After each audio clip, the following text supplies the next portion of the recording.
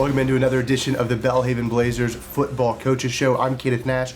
Joining me, as always, head coach Blaine McCorkle. Coach, thanks for jumping on. You bet. Today's show, we're going to talk through the Blazers' trip to Brownwood, Texas this past weekend, a big-time 24-10 win over formerly unbeaten, Howard Payne University. We'll talk about that game. We got some highlights from that contest, and we'll take a peek ahead. Number 2 UMHB on the schedule. Blazers head to Belton, Texas this weekend. We'll look at that game as well, but as always, let's start in Brownwood with last week's game. 24-10 win over what was at the time an undefeated Howard Payne team on the road. This felt like a really, really big win for the program. Overall, what was kind of your takeaway from that contest? Yeah, it was a huge win for the program. Anytime you go on the road in late October and take on an undefeated team and come away with a win, that's a huge program win. And Scott Little, our AD, was at the game, and I shook his hand, come off the field, and we both kind of agreed in our celebration there that there may not have ever been a bigger win in Belhaven history than what we had this past Saturday in Brownwood. That was a really good football team we beat that I think had a lot of people looking ahead to see what they might do, with some big games coming up, and they're right there as a top 25 team. So really proud of our guys showing up and getting the fight and finding a way to come away with a win. It was an impressive victory. We talked about Howard Payne last week and the situation they were in. Obviously, they've kind of, like Belhaven, taken a big step forward as a football program. We've seen that kind of across the ASC this year. And obviously, we're sitting undefeated. We're receiving votes in the D3Football.com poll, receiving votes in the AFCA poll.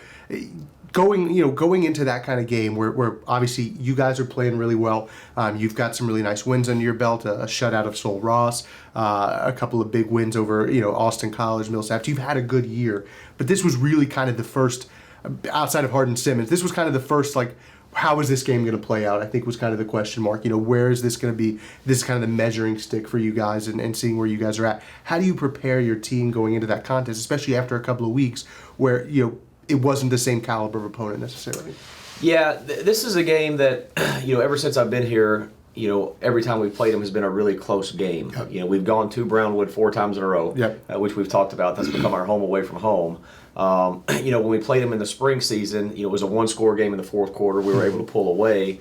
This game was really the same thing. It was a 1-score game in the fourth quarter, and we were able to pull away and make it a 2-score game to close the deal. So it's become a little bit of a rivalry with our kids, I would say, for theirs as well. And it was kind of neat to watch our kids prepare for this game during the week. Our kids by nature have a lot of energy. They make a lot of noise. They have fun practicing. Yeah. It's a pretty quiet week of practice. They were very focused. They were very stoic. They were about their business. So I saw that all week as a good sign. And I felt really good going in that our kids knew exactly what they were getting into, and they showed up ready to play. Now, you mentioned something I want to talk about, and that was it was a close game, and you guys kind of able to pull it away, late in the fourth quarter. And because of, in that closing the game out, kind of killing the game off, you guys had 2 really impressive drives at the end of the game that took up 7-8 minutes both. I believe. I think one was a 9-minute drive where you ate up clock, you moved the ball, and you came away with points. When you're in those kind of scenarios, close game on the road, a team that is starting to get some national recognition, and frankly, I think from a national perspective, right or wrong, probably wrong, Belhaven was an underdog going into that game nationally.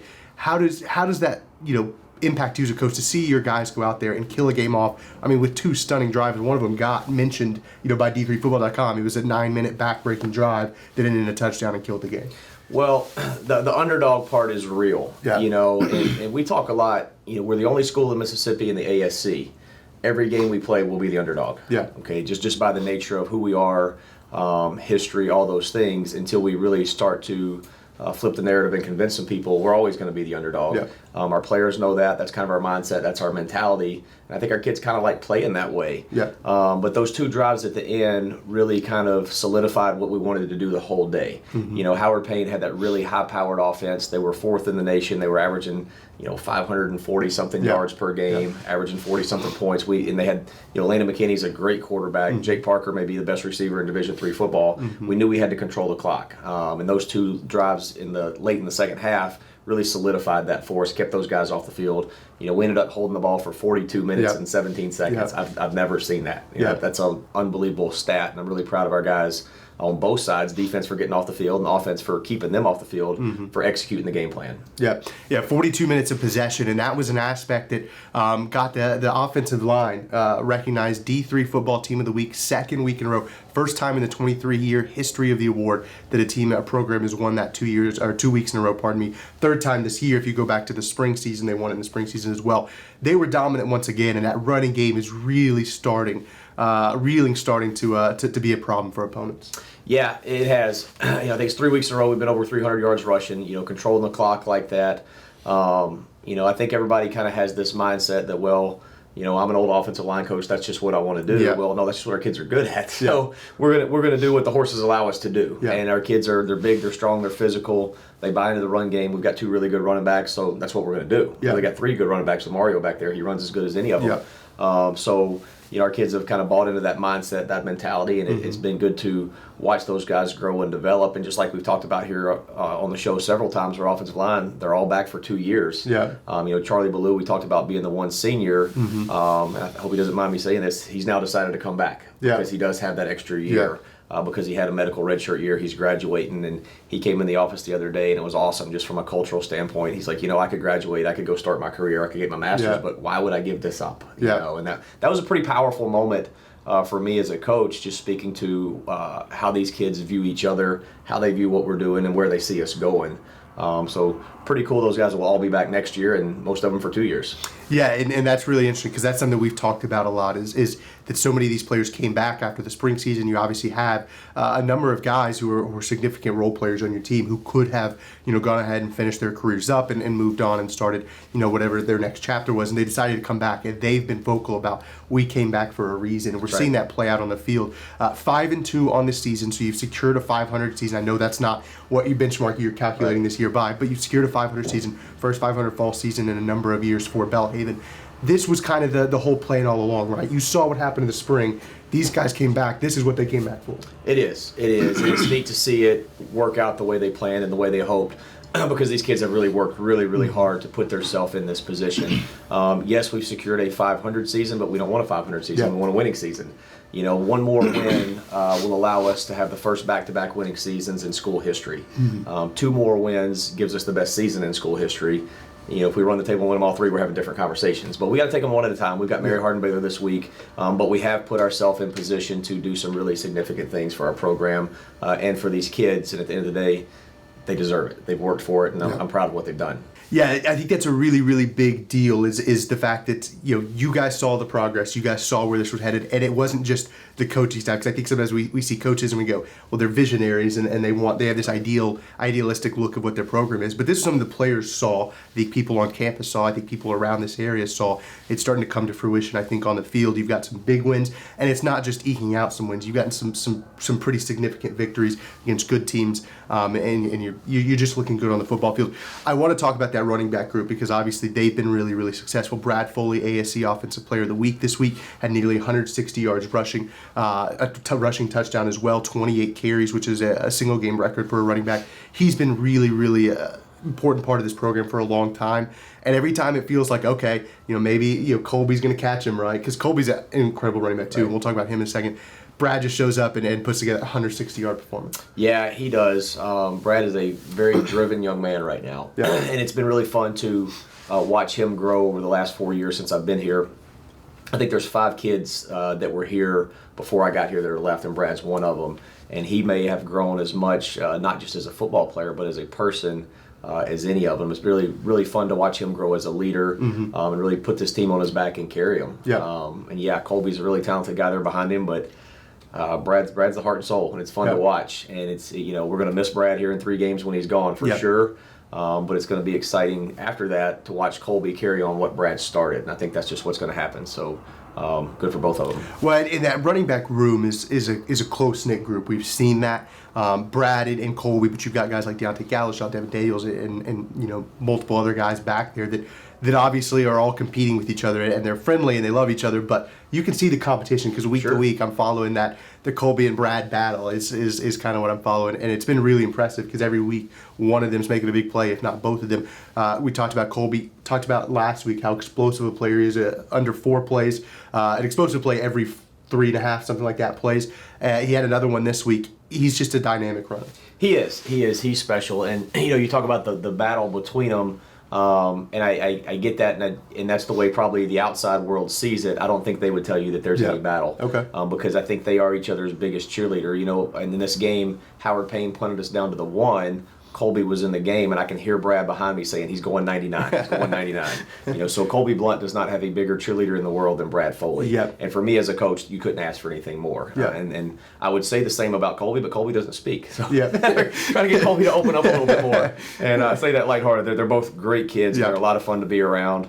And it's neat to watch them pull for each other. I think I mentioned a week ago when we played Sol Ross, Colby was close to getting 100 after the half. I called the play and they switched spots. And I asked Brad, why did you switch? And he said, I wanted Colby to get 100. That's awesome. That's awesome. That's when you know you're getting somewhere as a team. It really has been impressive to see this team come together. We've talked about offense. Let's talk about defense real quick before we get to the highlights. The defense had a really impressive showing. You talked about how high-powered this offense was. How high-powered Howard Payne. That was what I was getting ready to say. It didn't really work. Great offense that this Yellow Jackets team has. And the defense came out and really limited them in the running game and were able to contain that passing game that you talked about. And really gave, it helped that they were on the field for 17 minutes, but really were able to give your offense the ball back quickly and then let that running game and just kind of just bleed out the clock. Yeah, they did an incredible job executing the game plan Coach Connor and the defensive staff put together. Landon McKinney, as I mentioned, is as good a quarterback as there is in our league. He's got a pile of yards, and he's a really neat, fun player to watch.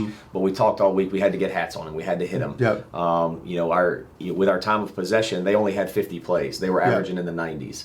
And in those 50 plays, I think our defense was able to get a hat on him and hit the quarterback 15 of the 50 plays, which was awesome. That's what we wanted to do. We were able to neutralize Jake Parker, who I think may be leading the nation in receiving going into last week, for sure leading the ASC.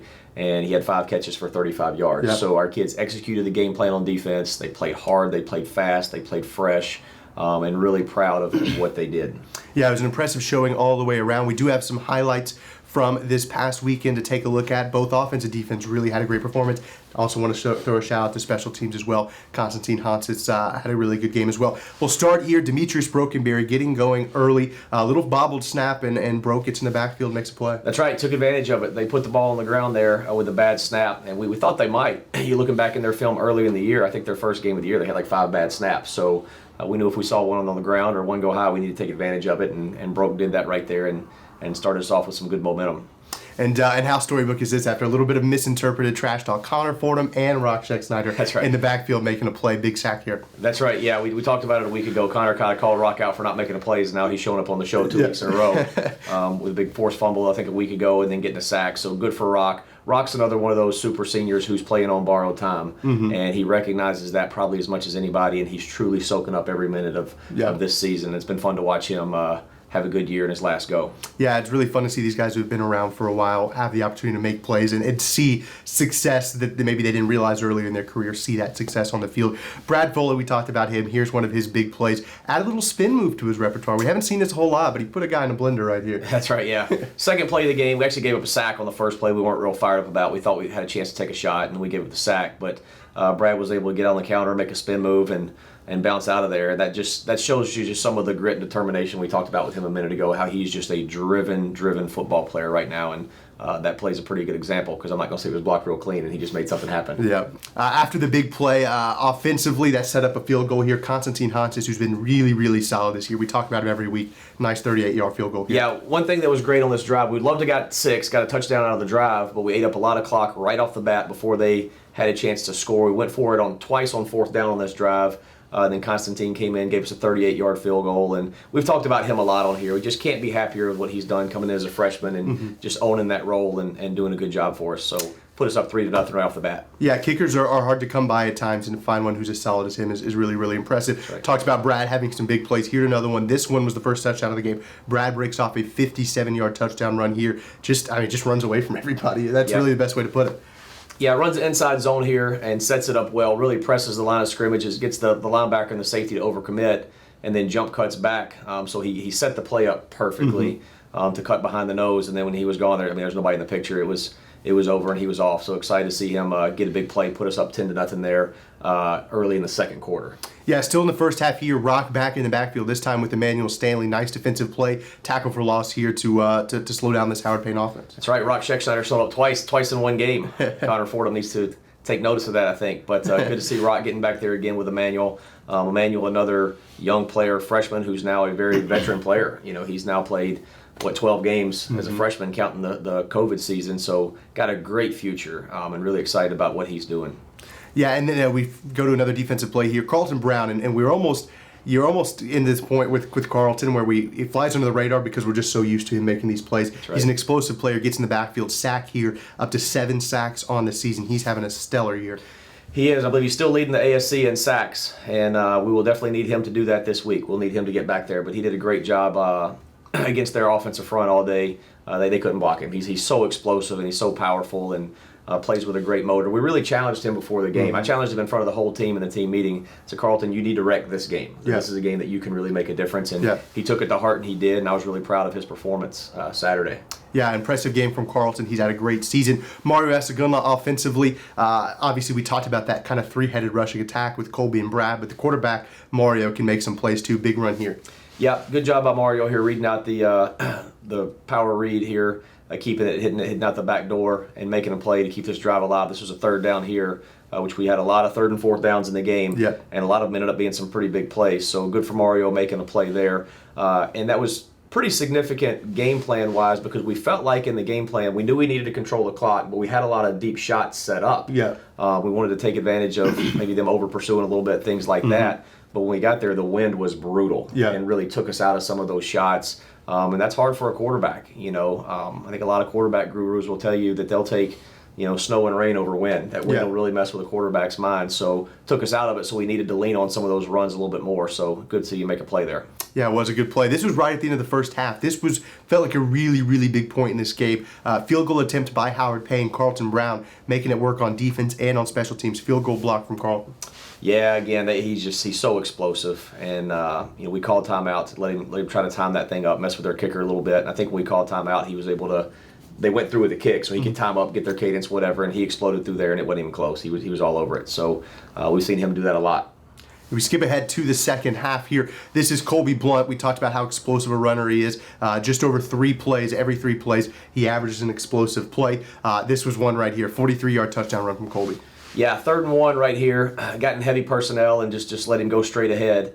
And our personal player of the game, I know Brad was the player of the game in the ASC, and our offensive line got some national recognition, but as a team, our player of the game was Bogan Brewer, who had a great game, just setting up a lot of these long runs for Colby and Brad, just kicking guys out on the edge on the power play, and we'll see him score a touchdown here later. But what Bogan's done, he's really like our third guard on the field. And great play by Colby, seeing him take off and leave everybody there, showing his explosion, but can't mention enough what Bogan's done for this offense. Yeah, he had a really, really good game. We'll see a highlight from him in just a minute. This was a big play as well. This was in the second half.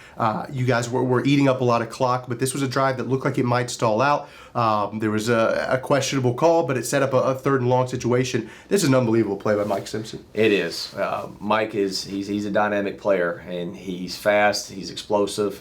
He can make some great plays like that, and he just gave up his body. It was 3rd and 17. And we called timeout there before. Actually, Mario called that play. I said, Mario, what do you like? What do you want to throw? And that's the one he picked and called, and he read it well and gave Mike a good ball, and Mike made a heck of a play. And he's having a really good year for us. We talked about Bogan Brewer. Here he is getting in the end zone. 2nd touchdown of the year for Bogan. It took a couple of tries, but the Blazers get in the end zone here. Yeah, it did. And if you remember on the show a few weeks ago, too, we talked about one of our goals. When we get 1st and goal, we want to be 1 and done. We want to get off the field, score. Well, this took us all the way to 4th and 1. And if I'd be lying if I didn't say that I wasn't okay with it, because it allowed us to just chew up more clock. When Mike caught that ball to give us 1st and goal, there was about 9:40 on the clock. When Bogan pokes it in here on 4th down, there's about 6:20. So we really ate some good clock, wound it down, put it to 2 scores in the 4th quarter, and that really ended the game for us. And we're excited to see Bogan score there. He actually scored twice. His whole body went in, they knocked him out, and he scored again. So he is a tough, gritty, determined player, and our big guys like it when Bogan gets to touch the ball, that's for sure. Yeah, it is fun to see Bogan play because he does so much of the dirty work as they play, make those kind of plays because he does so much of the dirty work for this offense, and we know that he has a big role to play. Everett Jones, we've seen him pop up on the stat sheets with some big plays here over the past couple of weeks. He reads this play really well, gets in the backfield, tackle for loss. Yeah, Everett's a new player to our program this fall. We recruited him a couple years ago out of high school, kind of just couldn't work out some logistics. He went to a junior college for a year, and we're glad to see him back here with us. A great kid, he's got a great future, and he's really starting to grow into the program and come into his own. So we went down and scored on the previous drive there. As I mentioned, there was 6 and some change left. It was 2-score game, which we felt like we were in good shape. But their offense, as we mentioned, made a couple plays, got them down there close. So here we are around 4 minutes, and they're down there close, about to take it to 1 score. So huge play there by Everett, and then this next one coming up is pretty big as well. Yeah, this is a couple of veterans. This is Demetrius Brokenberry, Isaiah Blackman, killing the game off here. Big sack from those two. That's right, big play for him. Connor gets through there first, hits the guy, shakes loose on him. Then Isaiah and Broker there to finish it off. And really finish the game. That put them at 4th and a long way. Yeah. And then we were able to have good coverage on the 4th down and finish the game off, put the offense back on the field to run out the clock. So 2 big plays back to back there by our defense to end the game for us. Yeah, the defense, part of killing the game off is the defense has got to make plays as well, right? It's not just limiting how much their offense is on the field, but when they're out there, you got to limit what they're able to do. All right, so a big win, 24-10, 1-0 over the week. That's what you guys kind of have circled as your mantra, 1-0 this week. Now you're 0-0. You're looking ahead to number 2 UMHB on the road in Belton, Texas. Before we dive into some of the logistics of that game, overall, this is a big moment for the program. Obviously, this is a really, really good football team. This is a long-standing powerhouse program who's having a really successful year. You guys headed on the road, taking on the Crew. Overall, what's kind of your outlook for this week? Well, we're excited to play. 2 weeks in a row, we're traveling to the state of Texas in late October to play an undefeated team. Yep. And, if you're a competitor, what else could you ask for, man? That's great. So our kids are excited. They're off to a good start this week. Kind of taking the same mindset they did last week. They're kind of stoic. They're kind of professional. And they're just about their business right now. So they'll be excited to go play. Yes, it's 2 undefeated teams in Texas 2 weeks in a row, but they are not the same team. Yeah. This one we're playing this week is a whole nother level. The last time they lost a conference game was October 31st, 2015. Yeah. They have not lost a regular season game prior to that since 2009. Yeah. And I don't know, you were probably in kindergarten then. I don't know. You're 12 years old. 12 years old, yeah. So they are as dominant as anybody at any level. Yeah. And, the stats and the numbers, I think they won 17 straight conference championships. Yeah. It's unbelievable. I mean, it's unheard of at any level. And what Coach Fredenberg's built there at Mary Hardin-Baylor is admirable. Yeah. And our kids I think they're up for the challenge and excited to go play. Yeah, you talk about the challenge and the excitement for it, and it feels like that there is some more excitement around this game than maybe in years past, or really a lot of times when UMHB plays somebody, because they are such overwhelming favorites. But you look at where Belhaven is as a program, and obviously there's a long way to go, and you'll be the first to say that. But where they're at as we're at as a program, popped up in the AFCA poll for the first time this season, getting a vote in that poll.